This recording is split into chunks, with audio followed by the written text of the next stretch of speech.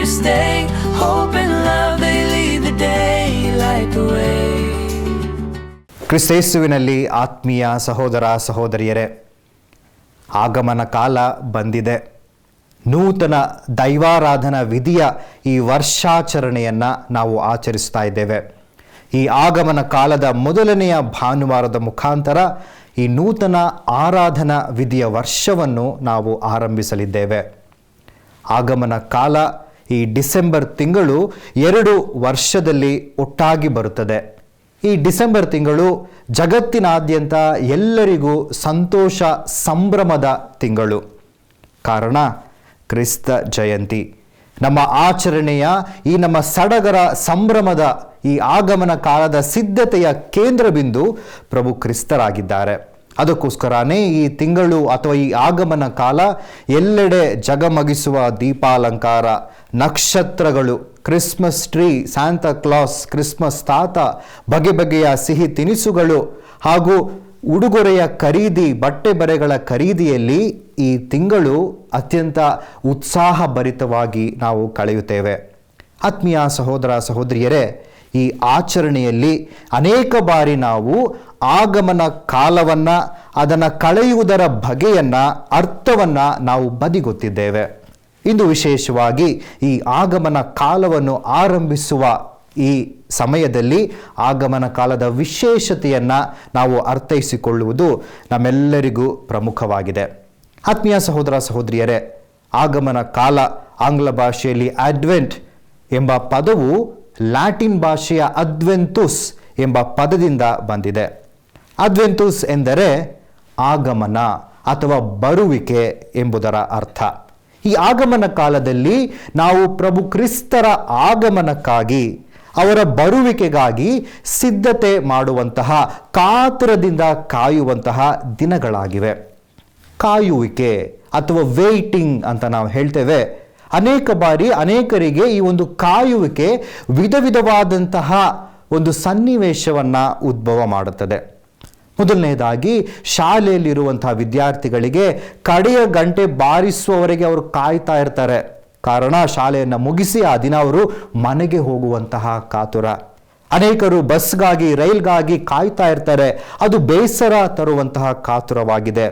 ಒಬ್ಬ ಪ್ರೇಮಿ ತನ್ನ ಪ್ರೇಯಸಿಗಾಗಿ ಕಾಯ್ತಾ ಇರ್ತಾನೆ.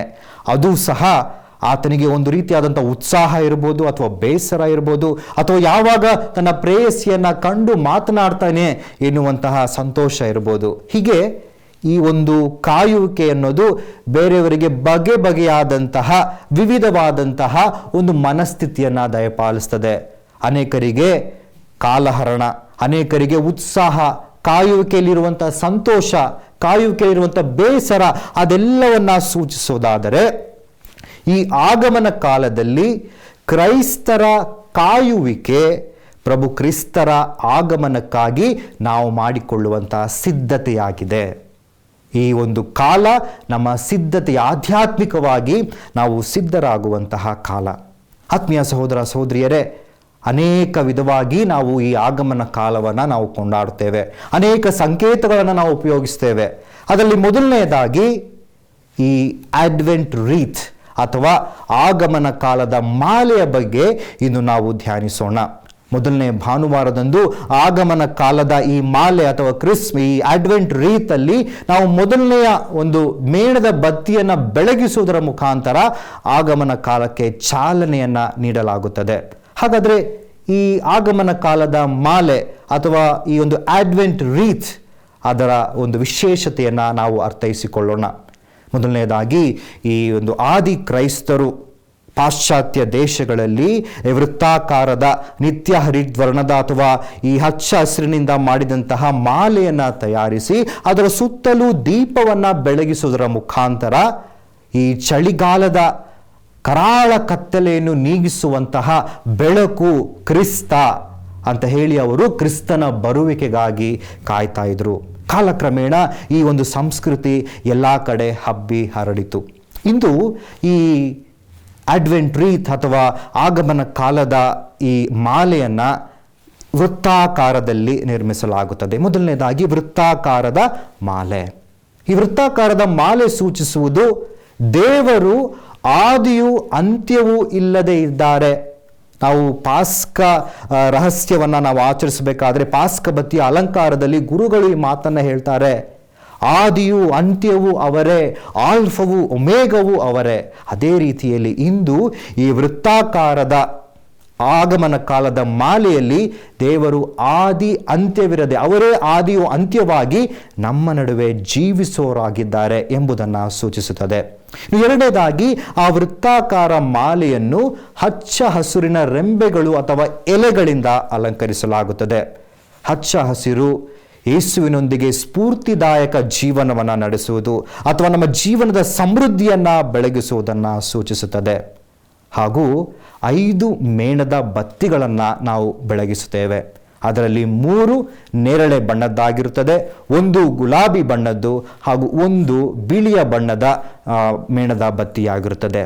ಆಗಮನ ಕಾಲದ ಮೊದಲನೆಯ ಭಾನುವಾರದಂದು ನಾವು ನೇರಳೆ ಬಣ್ಣದ 1 ಮೇಣದ ಬತ್ತಿಯನ್ನು ನಾವು ಬೆಳಗಿಸುತ್ತೇವೆ. ಇದು ಆಗಮನ ಕಾಲದ ಮೊದಲನೆಯ ವಾರವನ್ನು ಸೂಚಿಸುತ್ತದೆ. ಈ ಒಂದು ಮೇಣದ ಬತ್ತಿ ನಮಗೆ ಭರವಸೆಯ ಸಂಕೇತವಾಗಿದೆ. ಯೇಸು ಸ್ವಾಮಿ ನಿರಾಶಾದಾಯಕರಾಗಿದ್ದಂತಹ ಜೀವನದಲ್ಲಿ ಅನೇಕ ರೀತಿಯಾದಂತಹ ಕುಂದು ಕೊರತೆಗಳನ್ನು ಅನುಭವಿಸಿದಂಥ ಜನರಿಗೆ ಭರವಸೆಯಾಗಿ ಬಂದರು. ಅದನ್ನು ಸೂಚಿಸೋದನ್ನು ನಾವು ಈ ಮೊದಲನೇ ನೇರಳೆ ಬಣ್ಣದ ಈ ಮೇಣದ ಬತ್ತಿಯನ್ನು ನಾವು ಬೆಳಗಿಸೋದರ ಮುಖಾಂತರ ಯೇಸುವಿನ ಆಗಮನ ಭರವಸೆ ತಂದಿತು ಎಂಬುದನ್ನು ನಾವು ಆಚರಿಸುತ್ತೇವೆ. ಇನ್ನು ಎರಡನೆಯ ಭಾನುವಾರ 2ನೇ ನೇರಳೆ ಬಣ್ಣದ ಮೇಣದ ಬತ್ತಿಯನ್ನು ನಾವು ಹೊತ್ತಿಸುತ್ತೇವೆ. ಅದರ ಮುಖಾಂತರ ಅದು ನಮಗೆ ಶಾಂತಿಯನ್ನು ಸೂಚಿಸುತ್ತದೆ. ಪ್ರಭು ಕ್ರಿಸ್ತರು ಶಾಂತಿಯ ಅರಸ, ಈ ಲೋಕಕ್ಕೆ ಶಾಂತಿಯನ್ನು ತರಲು ಅವರು ಬಂದರು. ನಾವೆಲ್ಲರೂ ಅವರ ಅನುಯಾಯಿಗಳು. ಅದೇ ಶಾಂತಿಯ ಸಾಧನಗಳಾಗಿ ಈ ಜಗತ್ತಿನಲ್ಲಿ ಕಂಗೊಳಿಸುವಂತೆ ಆ ಒಂದು 2ನೆಯ ಮೇಣದ ಬತ್ತಿ ನಮಗೆ ಸೂಚಿಸುತ್ತದೆ. ಇನ್ನು 3ನೇದಾಗಿ ಆಗಮನ ಕಾಲದ 3ನೆಯ ಭಾನುವಾರ ನಾವು ಗುಲಾಬಿ ಬಣ್ಣದ ಆ ಒಂದು ಮೇಣದ ಬತ್ತಿಯನ್ನು ಹೊತ್ತಿಸುತ್ತೇವೆ. ಅಂದು ನಾವು ಗೌದೇತೆ ಸಂಡೆ ಅಥವಾ ಗೌದೇತೆ ಭಾನುವಾರ ಎಂದು ಕರೆಯುವಾಗ ಈ ಲ್ಯಾಟಿನ್ ಭಾಷೆಯಲ್ಲಿ ಗೌದೇತೆ ಎಂದರೆ ಸಂತೋಷ, ಸಂಭ್ರಮದ ಭಾನುವಾರ ಎಂದರ್ಥ. ಅಂದು ಗುಲಾಬಿ ಬಣ್ಣದ ಆ ಒಂದು ಮೇಣದ ಬತ್ತಿ ನಮ್ಮೆಲ್ಲರಿಗೂ ಪ್ರಭು ಕ್ರಿಸ್ತರ ಜನನ ಹತ್ತಿರವಾಗಿದೆ, ಅವರು ನಮ್ಮ ಸಮೀಪದಲ್ಲೇ ಇದ್ದಾರೆ, ಇನ್ನೇನು ಕೆಲವೇ ದಿನಗಳಲ್ಲಿ ನಾವು ಕ್ರಿಸ್ತರನ್ನು ಸ್ವೀಕರಿಸಲಿದ್ದೇವೆ, ಸಂತೋಷಿಸಿ ಆನಂದಿಸಿ ಎನ್ನುವುದರ ಬಗ್ಗೆ ಅದು ಸೂಚಿಸುತ್ತದೆ. 4ನೆಯ ಭಾನುವಾರ ಇನ್ನೇನು ಕೆಲವೇ ಗಂಟೆಗಳಲ್ಲಿ ಕ್ರಿಸ್ತ ಜಯಂತಿಯನ್ನು ಕೊಂಡಾಡುವಾಗ ಅಂದು ಪ್ರೀತಿಯ ಚಿಹ್ನೆಯನ್ನು ಸೂಚಿಸುವಂತಹ ನೇರಳೆ ಬಣ್ಣದ ಆ ಒಂದು ಮೇಣದ ಬತ್ತಿಯನ್ನು ಹೊತ್ತಿಸುತ್ತೇವೆ. ಸಂತ ಯೋಹಾನರು ಬರೆದಂಥ ಶುಭ ಸಂದೇಶ 3ನೇ ಅಧ್ಯಾಯ 16ನೇ ವಚನ, ದೇವರು ಈ ಲೋಕವನ್ನು ಎಷ್ಟಾಗಿ ಪ್ರೀತಿಸಿದರೆಂದರೆ ತಮ್ಮ ಏಕೈಕ ಪುತ್ರನನ್ನೇ ಅವರು ಧಾರೆ ಎರೆದರು. ಆ ಪ್ರೀತಿಯನ್ನು, ದೇವರ ಪ್ರೀತಿಯನ್ನು, ಮನುಕುಲದ ಮೇಲೆ ಅವರಿಗಿದ್ದಂಥ ಆಳವಾದಂಥ ಪ್ರೀತಿಯನ್ನು ಸೂಚಿಸೋದು ಆ 4ನೇ ಮೇಣದ ಬತ್ತಿಯಾಗಿದೆ. ಅದನ್ನು ಹೊತ್ತಿಸೋದ್ರ ಮುಖಾಂತರ ಈ ಆಗಮನ ಕಾಲವನ್ನು ನಾವು ಅದನ್ನು ಕೊನೆಗೊಳಿಸುತ್ತೇವೆ. ಅದಾದ ಮೇಲೆ ಕ್ರಿಸ್ತ ಜಯಂತಿಯ ದಿನದಂದು ಮಧ್ಯಭಾಗದಲ್ಲಿ ಆ ಬಿಳಿಯ ಬಣ್ಣದ ಶ್ವೇತ ಬಣ್ಣದ ಒಂದು ಮೇಣದ ಬತ್ತಿಯನ್ನು ಬೆಳಗಿಸುವುದರ ಮುಖಾಂತರ ನಾವು ಕ್ರಿಸ್ತರ ಜನನವಾಗಿದೆ ಆ ಒಂದು ಕ್ಯಾಂಡಲ್, ಕ್ರೈಸ್ಟ್ ಕ್ಯಾಂಡಲ್ ಅಥವಾ ಕ್ರಿಸ್ತ ಜ್ಯೋತಿ ಅಂತ ನಾವು ಕರಿತೇವೆ, ಅದರ ಮುಖಾಂತರ ಆ ಒಂದು ಆಗಮನ ಕಾಲದ ಮಾಲೆ ಅಥವಾ ಅಡ್ವೆಂಟ್ ರೀತ್ ಒಂದು ಪರಿಪೂರ್ಣತೆಯನ್ನು ಗಳಿಸುತ್ತದೆ. ಕ್ರಿಸ್ತ ಜ್ಯೋತಿಯನ್ನು ಬೆಳಗಿಸುವ ಮುಖಾಂತರ ನಮ್ಮ ಕಾಯುವಿಕೆಗೆ, ನಮ್ಮ ಆಧ್ಯಾತ್ಮಿಕ ಸಿದ್ಧತೆಗೆ, ನಮ್ಮ ಮನಪರಿವರ್ತನೆಗೆ ಅದು ಒಂದು ಪರಿಪೂರ್ಣತೆಯನ್ನು ನೀಡುತ್ತದೆ. ಆತ್ಮೀಯ ಸಹೋದರ ಸಹೋದರಿಯರೇ, ನಾವೆಲ್ಲರೂ ಕಾಲಹರಣ ಮಾಡೋದಿಲ್ಲ, ನಾವೆಲ್ಲರೂ ಬೇಸರದಿಂದ ಕಾಯೋದಿಲ್ಲ. ಬದಲಿಗೆ ನಮ್ಮ ಕಾಯುವಿಕೆಗೆ ಅರ್ಥ ಸಿಗೋದು ನಮ್ಮ ಸಿದ್ಧತೆಯ ಮುಖಾಂತರ. ಆಂಗ್ಲ ಭಾಷೆಯಲ್ಲಿ ಒಂದು ವಾಕ್ಯವಿದೆ, one who fails to prepare is preparing to fail. ಒಬ್ಬ ವ್ಯಕ್ತಿ ತಾನು ಸಿದ್ಧನಾಗಲು ವಿಫಲನಾದರೆ ಆತ ವಿಫಲನಾಗಲು ಸಿದ್ಧನಾಗ್ತಾ ಇರ್ತಾನೆ. ಅದಕ್ಕೋಸ್ಕರ ಈ ಒಂದು ಆಗಮನ ಕಾಲವನ್ನು ನಾವು ನಮ್ಮ ಮನಪರಿವರ್ತನೆಯ ಮುಖಾಂತರ ಕ್ರಿಸ್ತರೇ ನಮ್ಮ ಭರವಸೆಯ ಬೆಳಕು, ನಮ್ಮ ಆಶಾ ಕಿರಣ, ನಮ್ಮ ಜ್ಯೋತಿ ಎಂದು ನಾವು ಒಪ್ಪಿಕೊಳ್ಳೋದರ ಮುಖಾಂತರ ನಾವು ಒಂದು ಅರ್ಥಗರ್ಭಿತವಾಗಿ ನಾವು ಆಚರಿಸೋಣ. ಹಾಗೂ ಆಧ್ಯಾತ್ಮಿಕವಾಗಿ ಸಿದ್ಧರಾಗೋಣ. ಪ್ರಭು ಕ್ರಿಸ್ತರು ನಮ್ಮ ಮಧ್ಯೆ ನೆಲೆಸಿದ್ದಾರೆ. ಅವರನ್ನು ನಾವು ಅಂದು ಆಹ್ವಾನಿಸಿದಂತೆ ಎಂದೆಂದೂ ನಮ್ಮ ಜೀವನಕ್ಕಾಗಿ ಆಹ್ವಾನಿಸೋಣ.